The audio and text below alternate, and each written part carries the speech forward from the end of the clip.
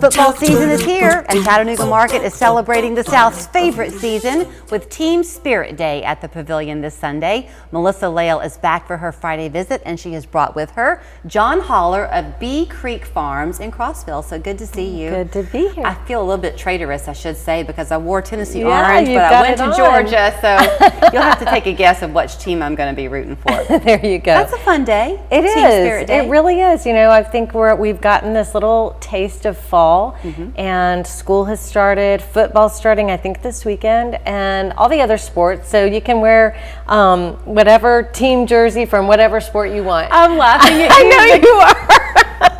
I'm sorry, Melissa and I are like sisters, John, and neither one of I'm married to a former sportscaster, and I don't know the first thing about sports, and Melissa doesn't either, which is why I was laughing with her when she said, because she was going to say, is it really starting this weekend? It doesn't matter. I think it is. You don't have to care one thing about football, right? Because all you got to do is go find John at Bee Creek Farms. Yeah, I'm embarrassed. I should know, but I've been too busy, so I haven't He's been in the paying thick attention, of life with Smalls. If I had your acreage and your gorgeous farm, I wouldn't be paying too much attention to football season either. Yeah. My gosh, what a beautiful place you have. Thank you. Yeah, and it's a busy time for us too. We're doing a lot of harvesting. We've got an apple orchard we've been harvesting on, and then we've got a lot of pigs that we run, and we've been harvesting a lot of pork, apple finished pigs. So yeah, a lot of really cool, delicious food, and we've been able to sell it at the Chattanooga Market. I want to talk about those pigs. Actually, we haven't had much of a chance to talk ahead of time, but I bet you find this in your life. A lot of people are concerned about eating pork these days. So when you can get it from the farmer you're meeting, that's a big, big difference. Yeah, it's totally different. I mean, the taste is totally different. I think, and the cleanliness of the pork, the way it's raised, is totally different. Ours are outside, getting fresh sunlight, fresh air, and they're getting fresh pasture. So we rotate them along our pastures so that, as you know, pigs can do quite a bit of damage to pastures and ground. But as long as we keep them moving, they don't, they're not going to damage any one spot too long, and that grass can actually recover, those trees can recover, and so those pigs actually live a nice life in the forest, still getting plenty of sunshine, getting nut drops, and then again this time of the year we have a lot of apples, so we finish them we bring the apples that we can't sell, we bring them over to the pigs, and they can eat a lot of apples. I've never heard of that. I love that. It's a really interesting concept, and it's difficult when you get your groceries at the grocery store to realize the full cycle of how it works. But what you do is you give the animals a good life. Yeah, totally. I think there's a lot, some people city people have, and sure. I was raised a city person as well, have a bit of a discomfort with, how the animal's life may end. They do have one bad day, but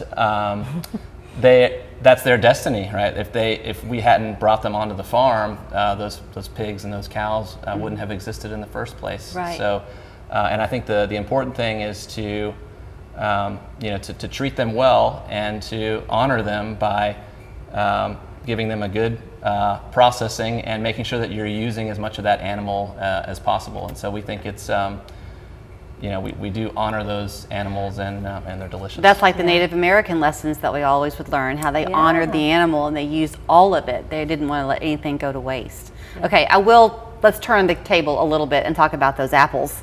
Because that's something everybody can get excited about. Is there a certain kind that you grow? We have several. So it's one thing that's interesting about our orchard is that it's a naturally grown, holistic apple orchard. So we don't use any chemicals. We don't even use organic chemicals. We spray foods on the trees. So we spray like whey powder and probiotics and things. Wow. And so the fruits they don't look like what you would see in a grocery store. They're imperfect. Right. They're not grown for beauty. They're not grown for beauty, but they're bursting with flavor and they're totally natural. And so we have several varieties. We've got Golden Delicious, Mutsu, Red Delicious, Honey Crisp, Arkansas Black, and it's really whatever is available, whatever we're picking that week, we'll bring to the market. This week, I think we've just got cider. So we Okay. press some raw apple, concentrated apple cider from Yum. some Golden Delicious and Arkansas Black. We'll be bringing on. Well, on you Sunday. know what? We'll buy that, and we'll turn the air conditioner up next week when it gets 94 again, and we'll just pretend. It was fall for a little bit. It's right, Yeah. and it'll come again. It When you buy will. that cider, how long does it keep?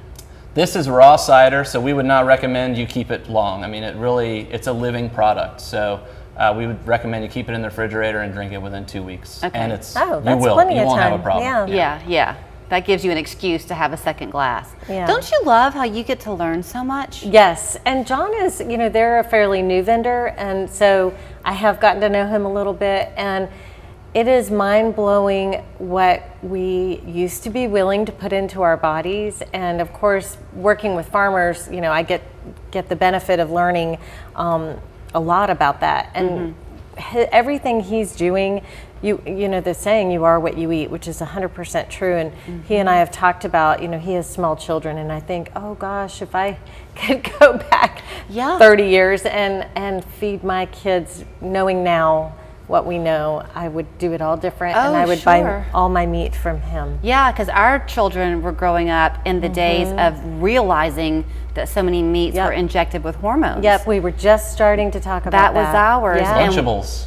Yes. Lunchables, but Yes. even, I mean, I won't name too many things, but it was really a frightening time, and so you began to budget for how you could get organic versus not. Right, right, and it truly does matter. And sometimes you pay a little bit more for that quality, and I just think, gosh, what you're putting in your kids' bodies, we know is so important. And it pays for itself down the road because you're putting everything healthy into that body, which wards off, hopefully, conditions down the road. So so cool. Beef, Yeah, thank you. chicken, and pork. He's right. got all three. And cider. Okay. And You're like cider. the Green Acres. You cover both sides of it. You're the city life and you're the country life. So I do a lot of driving. you're probably too young to know Green Acres too, but that's okay. My parents have told me about it. So Thanks a lot. That's a love mic that. drop moment, John. Appreciate that one. Chattanooga Market. The First Horizon Pavilion, 11 to 4 is the place to be on Sunday. Wear your favorite team color, and for Mark Warren, I'll say go Vols. Yeah.